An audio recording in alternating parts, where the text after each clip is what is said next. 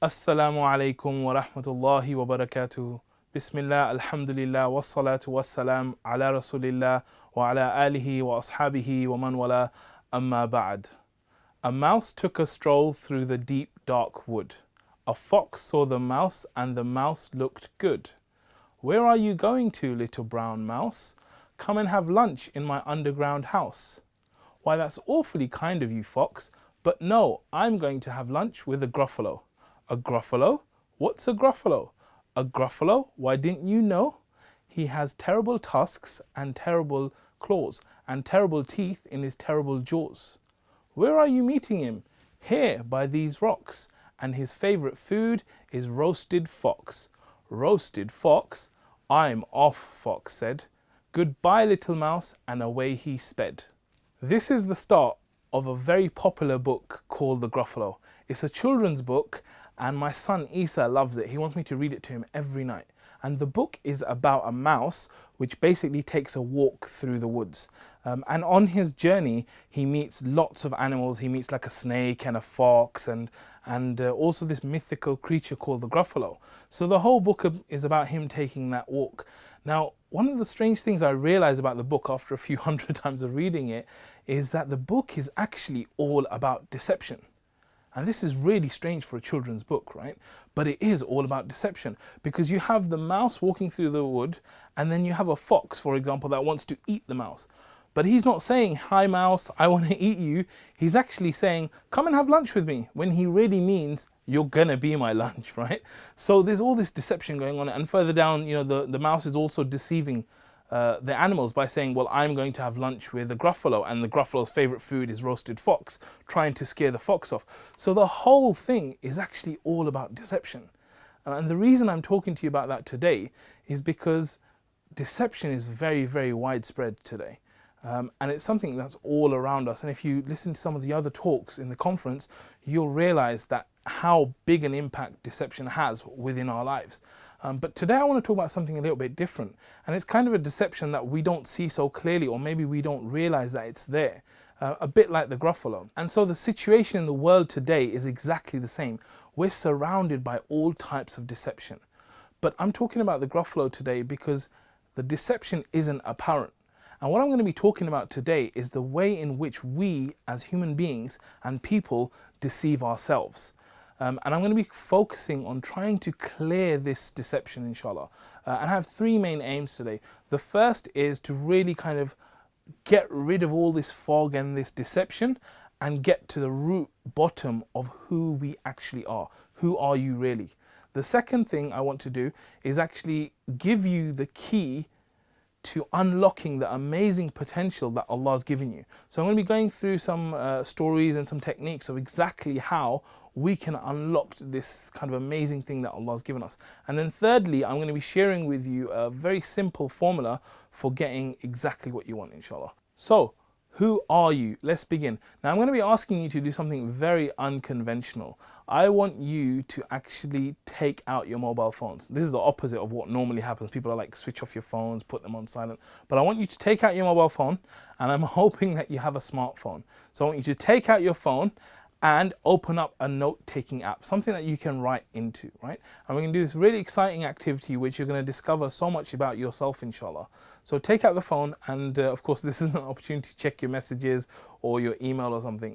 So if you take out the phone, and once you've opened this app that actually writes your name, at the top of it, just write down your name. So on mine, I'd write Mohammad Arshad. So write down your name in this app. So what's going to happen now is I'm going to ask you a few different questions. And what I want you to do is I want you to don't overthink the questions. I want you to just instinctively answer whatever comes to your mind, right? So at the top, you've got your name written down now, and then I'm going to ask you these questions and you just type in the answers. Ready? Right, let's begin. So I want you to imagine that you are the leading character in a movie. I want you to imagine like your whole life is a movie, right? So imagine you're the star of the movie, you're the leading actor or actress, and your whole life is a movie, right? So I'm going to ask you questions, and I'm going to ask you to basically describe this movie to me. Ready? So the first thing I want you to do in this app on your phone is to write down what is the plot of your movie. what is the plot of your movie? So the plot is basically, describes the movie in a few words or a few sentences. So for example, for Peter Pan, I'd say it's all about a boy who never wanted to grow up. Or for something more modern like The Fast and the Furious, I'd say it's all about car racing or a cop going undercover. So for you, I want you to think about what is the plot of your movie and just write that down quickly. Right? The next section is I would like you to think about what category of movie is your life. What kind of genre is it in? What type of movie? So, is your movie action? Is your movie adventure? Is it horror? Is it drama? Whatever you think your movie is, and you can choose any type, but I just want you to kind of put it in there so that you got a record of it. Great. So the next section now is really for us to look at the main character, which obviously is you. So if someone was watching this movie and they were describing the main character, what are the good things they would say about the character? What are the virtues? What are the strengths? What would they say? This character is really good because of... And then I want you to type in what are the things that this person would say. Right? Great. So the next one is I want you to now look at the weaknesses. So what are the kind of things that someone watching the movie would say, you know what, the character, he's really nice, he's got these wonderful things about him or her, but these are his flaws, these are his weaknesses, these are the things that are, not so desirable. So I want you to write that down as well. And I hope I'm giving you enough time for this, otherwise you can, of course, just press the pause button and be in complete control. So the next one is, for your character, if someone was watching the movie, what would they describe as the unsolvable dilemma? By this, I mean, what's the big problem? What's the thing that the character is battling with throughout the movie? So just write that down as well. So I have a question for you. Why is your movie like this?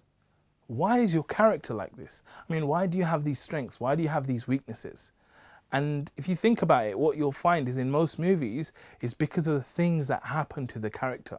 So, the character kind of starts off in a certain way, loads of things happen throughout the movie or the story, and then at the end, the character, ends up very different. So you can say, I'm like this, or my character is like this because of the things that have happened to me. But I've got a question. Can two different people experience the same thing and feel differently about it? So for example, let's say there's a roller coaster and there's two people who have never ever been on this roller coaster before. So one of them says, right, I'm going to go onto the roller coaster. So he goes onto the roller coaster and he comes off it. And when he comes off, he says, oh my God, that was terrible.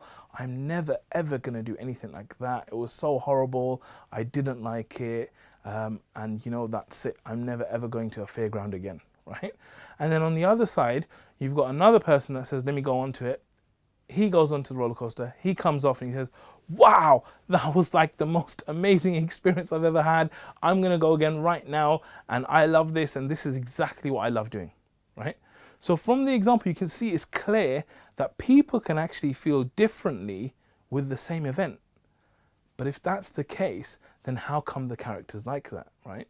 So we're still kind of questioning, how is the character like this? Why is it like this? And the answer really is to kind of go back to the Gruffalo again, because we need to ask ourselves, why are the animals in the Gruffalo deceiving each other and playing these characters? So you got the fox right there. Fox is deceiving the mouse, saying, mouse, come and have lunch, with me, when he really means I want to eat you. Why is the fox doing that? Right? And then at the same time, you've got the mouse who's saying, hold on, I don't want to have lunch with you at all because I'm going to have lunch with someone who loves eating foxes, right? So because of this, there's a deception. Now, the answer is the reason why they're deceiving each other is for one simple reason, because they want to eat. And their eating is linked to their survival. So the reason why they're playing these characters and this deception is going on is because they actually want to survive. And this is exactly the same with us as human beings, that we've gone through life and we've had different experiences and we've kind of realized that by behaving a certain way, we can survive, right? So by being a certain character, we can survive. So we've actually learned and we've adapted as human beings that there's different ways to behave. And if you do this way, you'll survive and you'll carry on. And this is quite natural. And that's why the character is something which is, you know, completely a part of us. So it's not like, oh, your character's evil, get rid of it. But we just need to realize that the character isn't actually who we really are, right?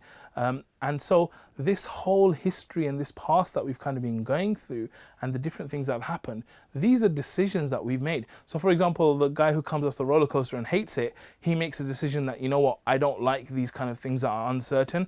And for me, like, I have to have certainty and I have to know exactly where we're going. I need to know what we're doing. And he becomes like a play it safe guy, right? That's a decision he makes because he had a lot of pain on the roller coaster. Whereas the other guy, you know, because of the decision he made, he thinks, right, you know what, I love roller coasters. I didn't know what it was going to be like and I loved it. So what I'm going to do from now on in my life is I'm going to try and experience things which I don't know so much about. So he's going to be like adventure guy, trying out new things, loves variety. And you can see that the kind of decisions that you make, they actually have an impact on your future life and the kind of things that you get up to and how you make decisions for the rest of your life. And so the character is something that we've kind of chosen and we've adapted to survive, right? So if we created these characters, then the question is, who are we really, right? And for me, I would say that if you want to know who you are, then you have to go back to who you were born to be, right? Because we have to look back at how did Allah create us? What has Allah made us to be, right? So for us to do this, you have to look at what are, for example, babies or toddlers like. And the reason I'm saying this is because He created us to be amazing. Allah created us to be filled with unlimited potential. He wanted us to be like the best of creation, right? So there's this amazing qualities and bodies and everything that Allah has given us. And sometimes what happens is the deception overtakes us and we deceive ourselves. We deceive ourselves into thinking, you know, we're normal or we're average, or, you know what, I'm just going to go through life just being how I am, right? But this is complete deception of ourselves. And this is why it's so important to clear this and for us to go back to who we were born to be, right? So let's take a look at children. Now, I just want to go over very quickly a little bit about babies. And if you have children, you would have experienced a lot of this stuff yourself as well. Now, 3 amazing things about babies, right? Number 1, babies and toddlers, they are naturally happy. They are naturally happy. They don't have a big bank account and a Bentley and a huge bungalow, right? They just wake up happy. Every single day, they'll just be happy, right? So this notion of being naturally happy, this is something that's inbuilt with them. This is actually who they are, right? The second thing I've found with babies and toddlers is that they're very passionate. They're very excited. They're very energetic, right? You know, you'll see the baby just running around the whole day and he's just kind of doing one thing after the other. And you know, the parents get tired and they're like, you know, give me a rest, and he's just running around. So they're full of energy and excitement and passion, right? And then the third amazing thing about babies is that they never give up. They've got this wonderful drive to just do whatever they need to do. And that's why you see babies, whenever they kind of fall down and they're learning to walk, what will they do? They'll get up again. Okay, they'll bang their head, then they lay down and cry. Then what do? Then they get up and they try and walk, and then they try and walk, and then they try and walk, and then they try and walk. So like they never ever give up. And this just kind of continues throughout their lives, you know. So I want to tell you a secret. You actually used to be a baby. Yes, I know it's hard to believe, but you were a baby. And this is how Allah created you. And the mere fact that you're walking around now and talking, it just shows how amazing you are and how amazing Allah created you to be.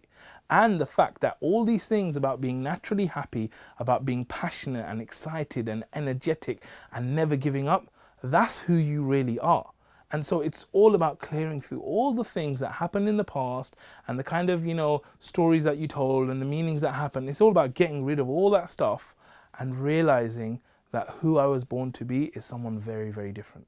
So I have a question for you. And by the way, I have loads of questions for you, right? Can you be outstanding for one moment?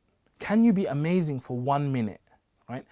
And the reason I'm asking this, because this is an amazing quote that I heard. It says, life is nothing except a collection of moments. Life is nothing except a collection of moments. What this means is that our whole life is just minutes all put together. So the reason I ask you this is because if you can be amazing for 1 moment and you can be outstanding for 1 minute, that means that you can be outstanding in your life. And that means you can be amazing in your life. And this is really something that people don't know. And again, there's deception there. I'm telling you that you can be amazing and that you are amazing already. So I want us to kind of look back now and think, how is it possible for us to be amazing for 1 moment? So I'm going to kind of give you like a rough key to kind of unlocking this potential that we have, and to really look at the example of being the greatest. Obviously, we have to go back to the Prophet Muhammad sallallahu alaihi wasallam. So I'm going to kind of think about how he did this, right? But before we do that, I want you to imagine something. I want you to imagine that you are sitting in your masjid. So your local mosque, I want you to imagine that you're sitting there and you're sitting in the masjid. You're not praying, you're not reading Quran, you're basically just relaxing in the mosque and you're just kind of looking to the front of the masjid. So imagine your masjid. Now, people are praying, some people are doing things, but you're just relaxing there. And you see this guy kind of walk into the masjid, right? So you've never seen this guy before. And he's wearing like a hoodie, so he's kind of covered his face, and you know, you can't really tell who he is, right? And if it's a sister, obviously, you know, she's covered anyway, but you know, you can't tell who she is as well. So they're just kind of walking through the masjid, this person, and he's looking left and right and just looking left and right, right? So this person goes all the way to the front of the masjid near the minbar area, and basically you're thinking, what is this guy doing? Because there's nothing there. And suddenly you realize that this guy is urinating in the masjid, right? I want you to think about what would be the reaction of the people of your congregation. What would be the reaction of the people in your mosque? Now, I'm asking this because some of you may already know the story of what happened in the Prophet ﷺ's mosque, right? And we're going to talk about that. But imagine that we had never heard any story like this before, and you're just seeing in front of your eyes some guy, you know, just standing there and just urinating in the masjid, right? I'm telling you, in most masjids throughout the world, if they've heard the story, they haven't heard the story, they would go mad. They would react physically and there would be trouble at that masjid, right? Not that that's how we should react, but it's just natural for people to kind of react that way. So I want to kind of use this example to give you an overview and give you the tools and really like the technique of how you can be outstanding in every single moment, inshallah. So to do this, we're going to look at the example of the Prophet ﷺ, of course, who was the greatest man to ever walk this earth. So what actually happened? Well, a man who was a Bedouin, basically they're people who live in the desert, walked into the masjid and began urinating. So you can imagine like the Sahaba's reaction when they saw this. I mean, if someone did this even in your house, you'd be infuriated. But for someone to do it in the masjid, you'd think they were attacking you and they were attacking your religion. And so they were really upset, right? But in this chaos and this kind of, you know, confusion, the Prophet ﷺ shows how amazing his exemplary character is.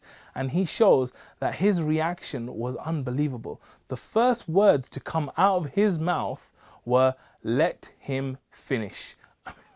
I mean, it still makes me laugh now because when I think about it, that someone's urinating in a place like that and you have so much mercy and so much wisdom that the first reaction is just let him finish what he's doing, right? And then when he was finished, he asked the Sahaba to get some water and to purify the area. And once that was done, he took the man and he said to the man, look, this is not the place for that thing you just did. This is the place for prayer, right? And he just explained it to him. And so when you think about things like this happening, it's really difficult to control yourself and your emotions at these kind of times. So the Prophet ﷺ had an amazing character. So what we're going to do is we're actually going to look at how is it that the Prophet ﷺ actually controlled himself, you know, and really did this. So let's look at what actually happens in the mind of a person when something like this occurs. So the first thing that happens is that we as human beings, we hear something or we see something or we experience something, and from that, the first thing that happens is our mind says, hold on, what's going on here? So our mind has to give it a meaning, it has to give it an interpretation. So really step one is we tell ourselves a story. So in this situation, you can imagine that the Sahaba probably looked at the situation and thought, right, what's happening here is that there is a man who's disrespecting us, right? Or there is a man who is hell-bent on causing chaos, right? So there's someone who's doing something seriously wrong here and it needs to be addressed. So those are the kind of stories that probably happen. And when you were thinking about your masjid and the people in your congregation, they were probably thinking, this guy's Islamophobic, this guy hates Islam, or this guy's mad, or something's going on and we need to do something. So that's the story that people tell themselves. That's the step one after we experience something. Step two is because of the story, we actually have a feeling. So the story leads to a feeling. So I want you to imagine, if you've told yourself a story that there's someone here who's disrespecting you, there's someone here who's against you, who's against your religion, who is doing something horrid, what is the feeling you're going to feel? Right? It's very natural at that point for us to feel very upset, very angry, like we have to do something. And so you can understand how people react a certain way because they tell themselves a certain story and then they feel a certain way.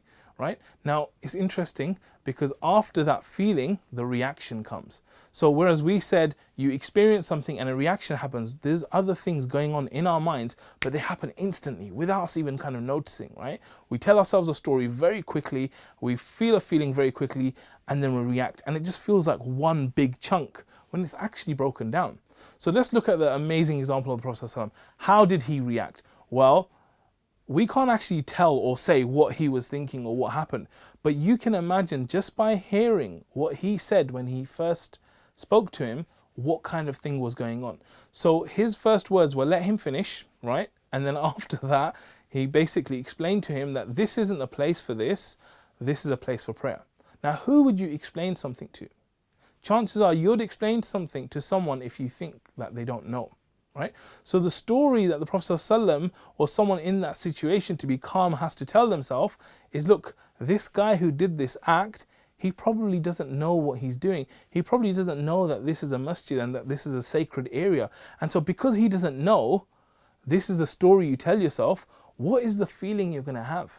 Right? So you can imagine maybe the Prophet ﷺ felt sorry for him. Maybe the Prophet ﷺ felt pity for him. Maybe the Prophet ﷺ thought, you know what, this guy doesn't know and I have to educate him. You know, I'm the Prophet, I have to tell him these things. And so you see the reactions are completely different, right?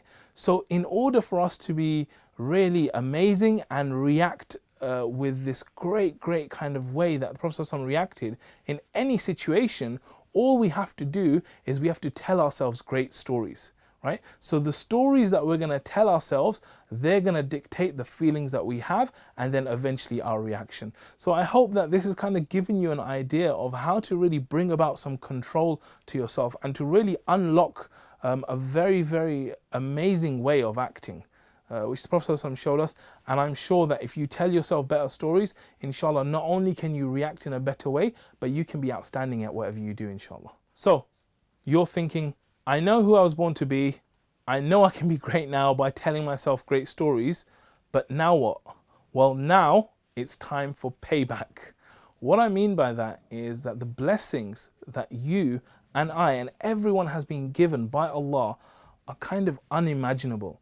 You know, sometimes I sit and I think, you know, the blessings that we've been given, we don't actually deserve them. And there's times when we just go about our lives without thanking Allah, without doing anything, and Allah still gives us, and He gives us more and more and more and more, right? So I was going to talk about things like, you know, poor people and you know, money and poverty and how many children die just because they don't have clean water. But I thought I wouldn't talk about that because, you know, we know that stuff already. But at the same time, we know that if we are even just sitting in front of a PC, you know, the chances are that we have a better lifestyle than most people in the whole world, right? But even then, I just want you to think about one blessing.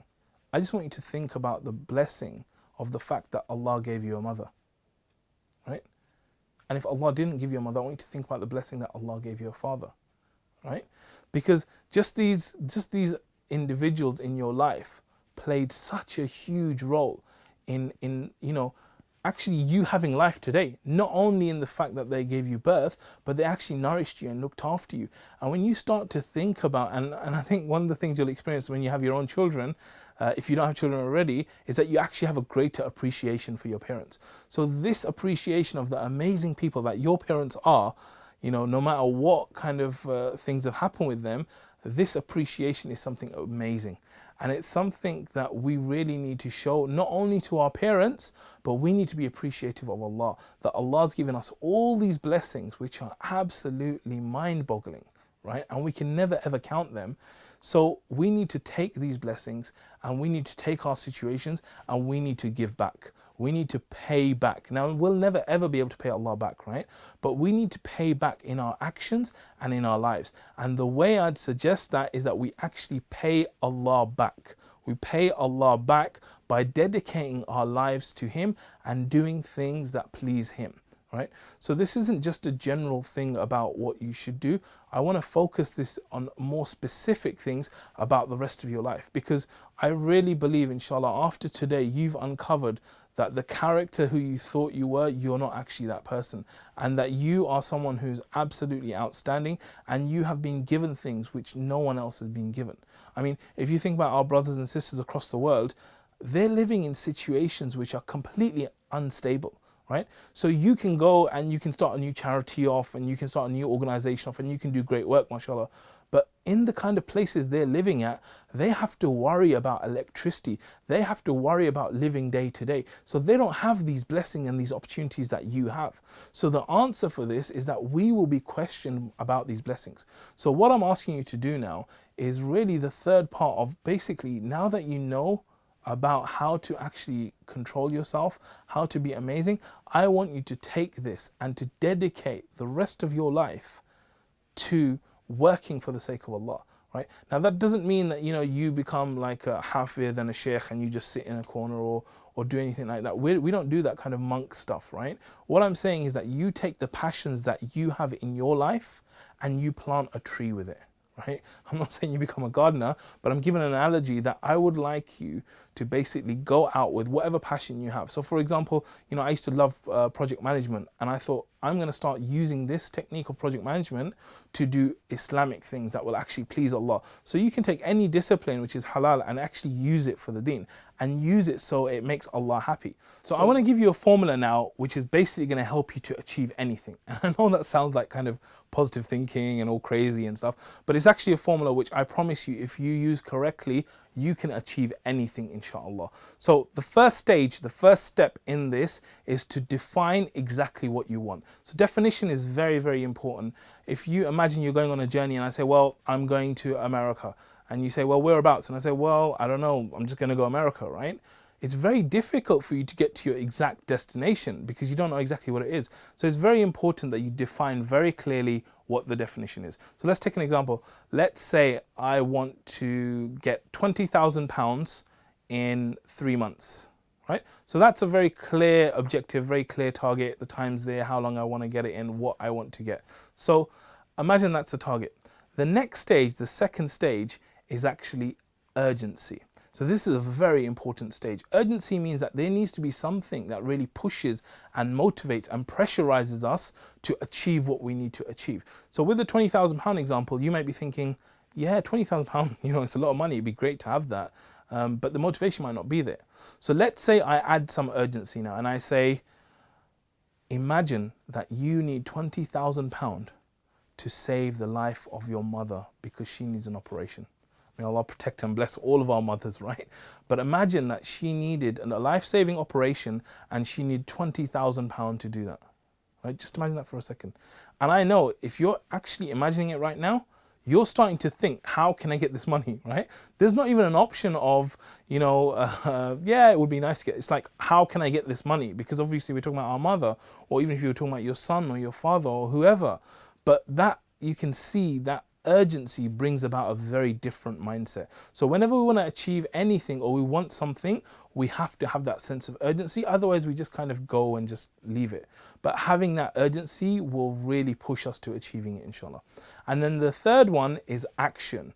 So action is what we Muslims are all about, because our deen is based on belief and doing righteous deeds. So we naturally are action people, and we should be completely focused on always doing action, action, action. So if you imagine that now I need £20,000 for my mother, if I just sit there and say, okay, I need £20,000 for my mother, and I just sit there and do nothing, then obviously I'm going to get nothing, right?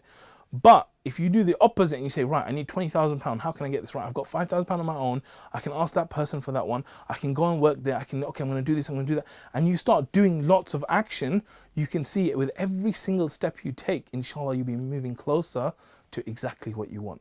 So these are 3 stages and 3 steps that if you follow them, inshallah, you'll get them. So the first one is definition, the second one is urgency, and the third one is action. And if you put these all together, you actually get dua. The first letters of each of these spells out dua. And the reason I put that kind of formula there is because I want you to know that if you took all the techniques in all the world and you took all the people and everyone possible and tried to get something, but Allah didn't want you to have it, you will never ever have it, right? But if it was the other way around, where everyone was against you, but you had Allah on your side, then you would get whatever you needed. So the whole model of you defining what you want, of bringing that urgency and taking that action is underpinned throughout with you connecting with Allah and asking Allah to give you this thing, because He's the one that can give you the thing. And as a side point, you know, Allah answered the dua of Shaitan when he committed one of the worst crimes ever, right? When he didn't bow to Adam alayhi salam, Shaitan asked Allah for more time, he made dua and Allah gave it. And I know that you are definitely not as bad, or your character is not as bad as Shaitan for sure. So Allah will definitely give what you want. You just need to ask Him, inshallah, and take these actions.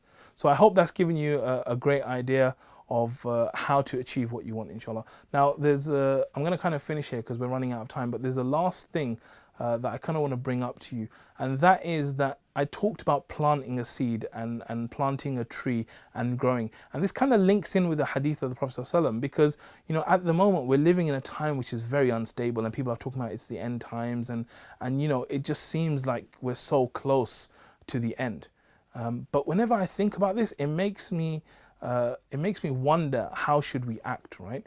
And what I've realized that the Prophet ﷺ has an amazing hadith where he says, if you are about to plant a tree and you see the day of judgment coming, you should still plant that tree. Now this is another amazing hadith of the Prophet ﷺ, right? Because this is a hadith not only about the end times, but it's actually telling us how our attitude as Muslims should be. That it doesn't matter what's going on around us. It doesn't matter if it looks like there's no hope, right? We as Muslims, we should still take action and we should still do the good work that we intend to do. And this is amazing because it's all about us as Muslims, that no matter what is happening, we be optimistic, we have faith in Allah, we realize that we have to go out there and do our part, and we pay back Allah for the amazing blessings that He's given us. And the last thing I want to say to you is I want to go back to the Gruffalo, and I want to tell you that the strange thing about the Gruffalo is that the monster who is the Gruffalo, you know, he's seen as the evil one. But when you read the book and you read the story, you'll realize that every single one, every single animal in that book lies at some point. The only one that doesn't lie is the big bad monster. And that's very similar to our life, because the way I see it is the Gruffalo, the big bad monster, is death.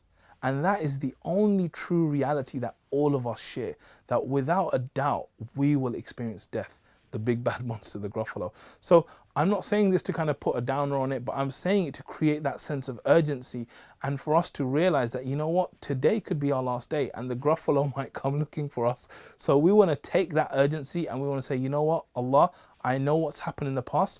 I'm letting go of the past. And you know, Allah, if you help me to do this, I know I can do it. So choose your passion and really go forward and do it for the sake of Allah. Because today you've learned and you've realized who you were really born to be. And you know now that you can tell yourself great stories and be outstanding. And if you go out and plant that tree and make dua, I'm telling you that when the Gruffalo comes to see you, you'll be really happy, inshallah, and you'll be even happier when you meet Allah. I want to say Jazakallah khair for taking the time to listen to this, and I hope that you're going to make the most of everything that we learned today. Jazakumullah khair, subhanakallah wa bihamdik, ashhadu an la ilaha illa anta astaghfiruka wa atubu ilayk.